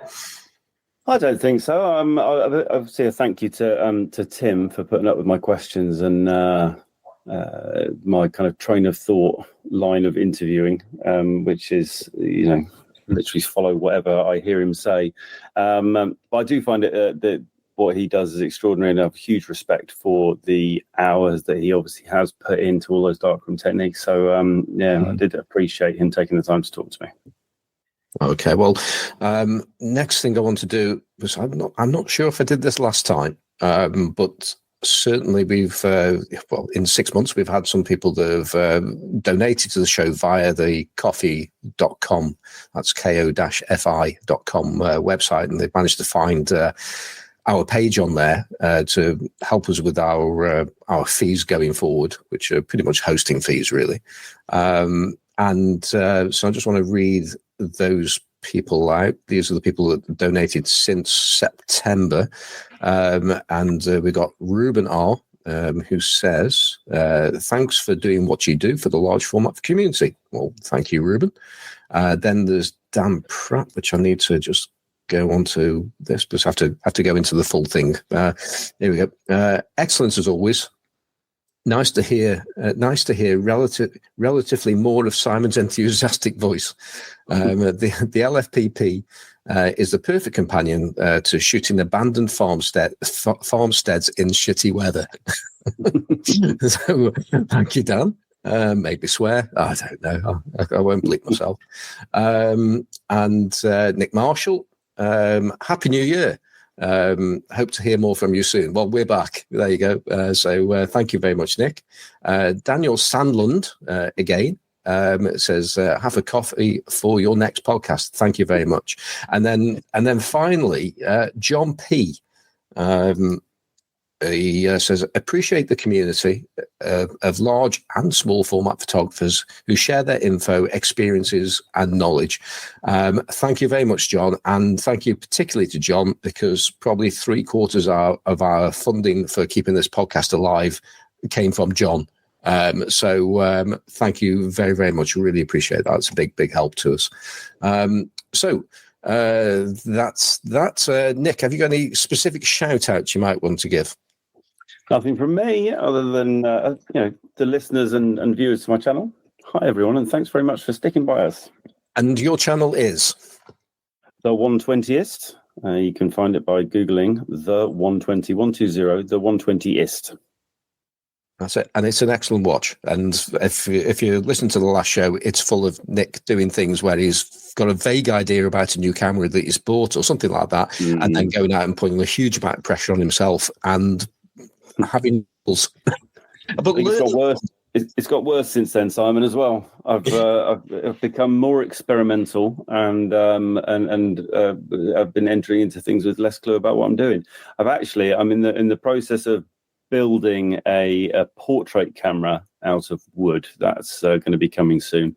I'm going to need to get out there today with the chop saw and some screws and complete my masterpiece. And I think I've said as much before. I think one of the reasons why I like Nick's videos is because the mistakes are all there. Because I'm certainly one of those people that learns from errors, or should learn from my errors. And Nick shows them. And I think a lot of these things we can avoid by watching Nick's videos. So well done there. If I edited out the mistakes, there'd be nothing left. Andrew. So other than listening to people that listen to this podcast, how can people keep up with the kind of things that you're up to? Well, a bit more regularly than this podcast is the Lensless podcast. So you'll, if you work your way through the 67 shows or whatever number we're up to. What number are we up to on this? Yeah, 67, well remembered. 67, then you can go and listen to the 142 shows all about a rather niche element of photography called pinhole photography. And I'm not on Twitter anymore. Well, the Lensless podcast is, which is me, but I am on Blue Sky Social and quite enjoying that, being at that place, which you no longer need an invite to. I think now you can just go and join. Is that right? Yeah. So I finally got an invite. I was on the waiting list. I finally got one. You don't need one now. I can make it work, and so I've never actually. So it's open now, is it? They'll let anybody in there. Finally. Yeah. Actually, talking about Lensless, have you got a new host on there? Well, not really. No, we've got. Well, sort of and maybe, I suppose, is the answer. It's mostly me because, like Eric, Corey has sort of faded into the background. Not to say he won't return, he probably will. But his podcast, he started it, and he's cool about it. I've chatted to him, and he says just run with it. So I'm running with it. But I did quite like the interaction of having more than one person to bounce off. I quite like interviewing people, so it's fine. But so we've got John Farnan, who's a wonderful user of Reality So Subtle cameras. He's been on a few times, and Mr. Holger over in Texas, who runs Holger Week. He's they're kind of co-hosts, but not necessarily every show because it's difficult to get them together, Yeah. And we've got to eliminate John Farnan's buzzing noise that comes on every time he speaks at the moment. So, it's someone referred to as Barty and Buzzy. Yeah. So the answer is yes and no, really. Yeah, I was making the large format connection there. John's an excellent large format photographer as well. As we've said before, he's annoyingly good at all formats, isn't he? So yes, a bit like Dave Wenham as well. He's annoyingly good at everything he touches. Yeah. So let's not talk about them anymore now because it's just too good. No, they irritate me. These people who are so good at things. Exactly. Okay, so that's it for the show. As for me, I can be found on Twitter as Simon4. I'm on Instagram as Simon Forster Photographic. I have a website called simonforsterphotographic.co.uk where you can buy lens caps, and I do the occasional lens book for people as well. Can you get them in racist red? Racist red. Sorry, I said that out loud, didn't I? You did, yeah. I now feel I need to explain that one now. That needs some context. You can't just drop that in there. Yeah, that's it. Yeah. That goes back to the large format, not large format. No. That goes to the Classic Lenses podcast days, where my co-host Johnny Sisson started to make a line of merchandise, and he pretty much made merchandise that nobody would ever buy. I think the cap that you're talking about there, it's a red cap, worn similar to the ones worn by a previous president of the United States. I think that particular cap, I forget. I mean, there's quite a few versions of the cap, but generally it's in racist red, and you can draw your own conclusions from that. So yeah, there you go. But that's completely thrown me. But there you go. If you want to buy a racist red cap for the Classic Lenses podcast, it's out there. If you want to search for it. I think you described it. This is darkroom red, though, isn't it? Your new platypus, right? No, it's not. What Nick has just held up to the screen, which obviously listeners you can't see, is the latest iteration of my platypus sheet film drying rack. Which there aren't any photographs out there at the moment because it's the old version's out there, but there's a new improved version which takes more formats of 4x5, because who knew 4x5 isn't just one size, it's many sizes and also many thicknesses if you're shooting on glass plates, for instance. So I've been spending a huge amount of time trying to make it fit just about everything. And the one that I just sent to Nick, and Andrew's got one as well, is a red one, which it's not actually red, it's safe light red, because if it does go into the room, then it won't fog any of your prints. So that's safe red. But also it disappears in the darkroom if you just I have 902 safe lights which are that browny color, so they probably won't disappear. But if I'm doing ortho film or X-ray film, I have a red light, and I'm wholly expecting not to be able to find it. Yeah, very easy to find under normal light, but as soon as you go into the darkroom when you need it, you can't find it. Yeah. So listeners, if anybody wants to buy one of those, you can get one from my website. And if you want one in safe light red, which is not specified, then I'll know you're a large format photography podcast listener, and I will make you one in red. But you'll just have to tell me that you want a safe light red one. So anyway, safe light red, not racist red. Not racist red. No, it is not racist red. It is safe light red. And making darkroom great again. And so yes, let's have some caps in racist red with let's make darkrooms great again. Yeah, I'm just wondering what percentage of our audience is not going to listen to us again. But probably a lot. Fortunately, we don't do it for listening numbers. So there you go. So on that note, thank you for listening again. Thank you to Nick and Andrew for coming along again. Thank you for having me again. So we'll go. So goodbye. Goodbye. Goodbye.